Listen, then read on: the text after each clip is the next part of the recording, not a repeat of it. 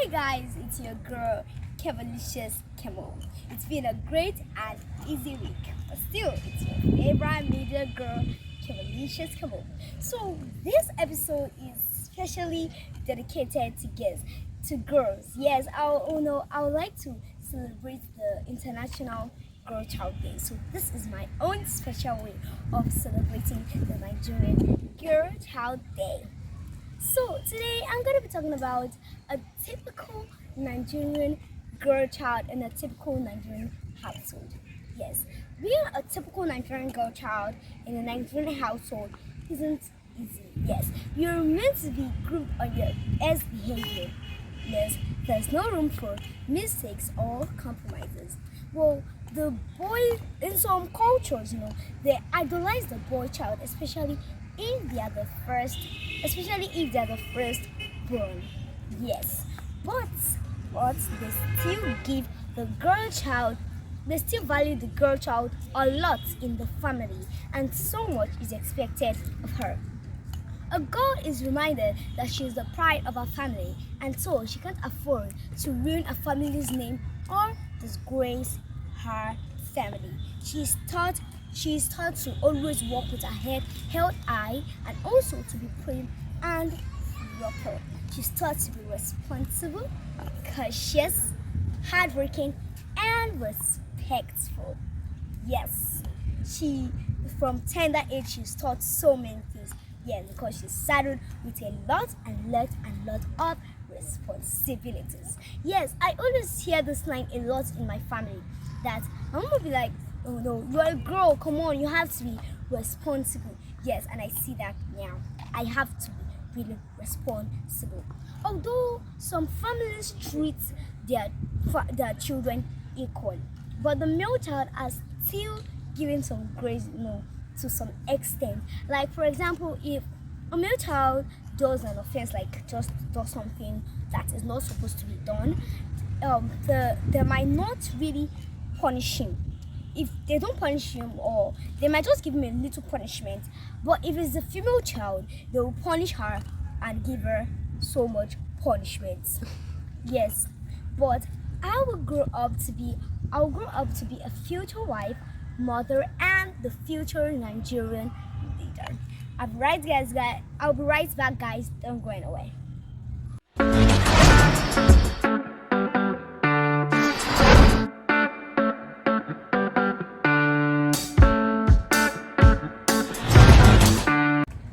Welcome back, guys. It's still your favorite media girl, Kevalicious Kevo.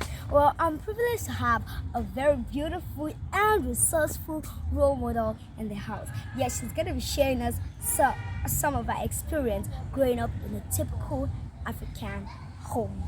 Yes, she's sold out to bring out the potentials out of children. I'll be right, guys, back. Don't go anywhere.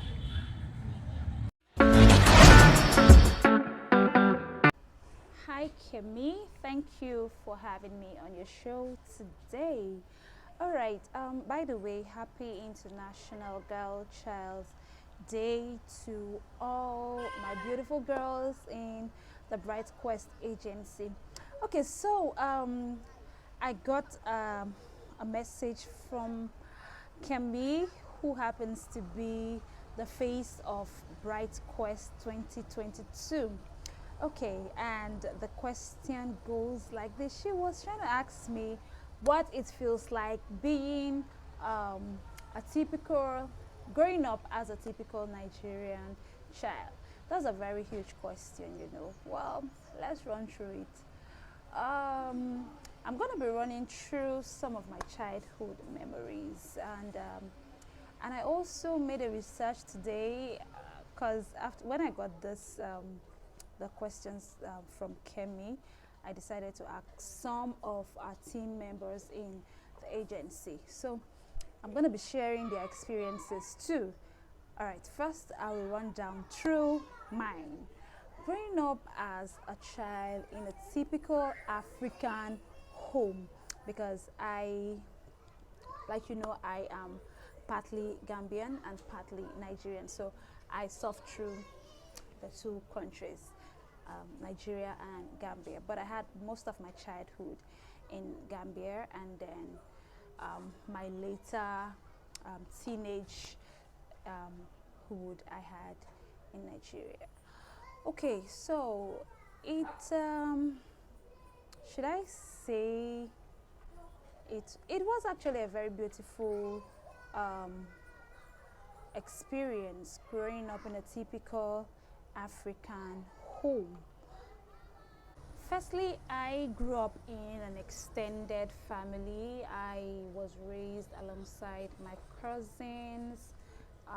Yeah, my cousins, because I was an only child for a very, very long time. Yeah, I think for about 14 years. Yeah, I was an only child. But it wasn't easy. It wasn't. It wasn't. Childhood for me wasn't really rosy, but it was worth it. You know, when we were growing up, we would think like whatever our parents or our family members are trying to pass through to us are things that are harmful, but no, they're not. Like, it shaped me to be the person that I am. And I had a very, very not so to not a stay-at-home mom. My mom was a working class, so I had a baby sister later on, whom I had to train, whom I had to train at a very tender age. The fact is, growing up in an extended family, it was it wasn't well, it was not all that much of a fun experience, because you had the uncle's family, you had the auntie's family, you have your own family, like different families come together, and then you had the grandmother and the grandfather, which happens to be the mother and father of all of them, and we happen to be the grandchildren. So there were a lot of things. I was much more younger than most of my cousins. I was much more younger. So we had the bully sessions, like, it wasn't really easy. But how did I scale through? I had my head up. I have always been this kid that always wanted to lead. I have always wanted to lead. I had this mothering spirit in me. I loved my younger ones. I guess you've seen a picture. I'll send you the picture. I will send you. I think you should just flash the picture. I had my youngest cousins, um, and I was always around them. So growing up for me it was a learning phase of how much I love kids or younger humans. Like I used to say, I have this protection flair. I feel they are not too strong enough, and I tend to, like, okay, fill in the gap and all that. So being an African girl, there were a lot of challenges. Yes, there were challenges, lots of challenges in school. Yes, the bullying. I was bullied, actually. I was bullied in school because I was pretty tiny, really, really thin. I was extremely thin.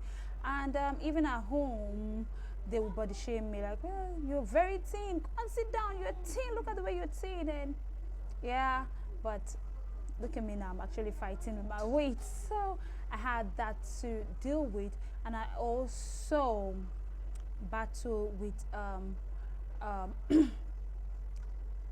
illness. Sorry, I battled with an illness when I was growing up. So growing up as a child wasn't really, really easy. You understand? But like I said, we scaled through. Now, going forward to my teenage. Sorry about my dog. My teenage stage. My teenage stage. Things changed a little bit. Things changed a little bit because we relocated, and we were in another country. So things changed. And a lot of environmental change took place, and I tend to understand life better. I had to start adapting to a nuclear family, because at this point I had a younger sister already. It was just me, my mom, and my younger sister. So life was a little bit changing. You understand? But growing up in an African home, it's like I used to say, there are two sides to everything. Some people had it beautiful, some had it rough. But one thing is certain: whatever you have, whatever went on through your childhood, should not dictate your adulthood. Yes, there are some traumas from childhood which um, affects young adults, but it doesn't have to limit you. Like I used to say, you can be whatever you want to be. This is what I used to tell the kids in the agency: you can be whatever you want to be. So this year, the theme for this year is our time is now, our future, and our right. So yes, your childhood doesn't dictate who you are or what you're going to be in the future. So your time is now. Shine on. You are a shining star. Yeah, happy International Girl Child Day to all the beautiful girls we have out there. Stay focused, and I love you all, and Bright Quest loves you. Bye.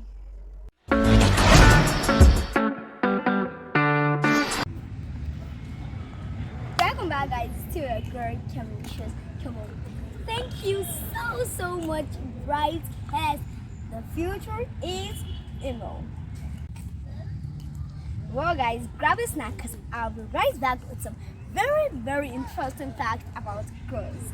Don't go anywhere, I'll be right back.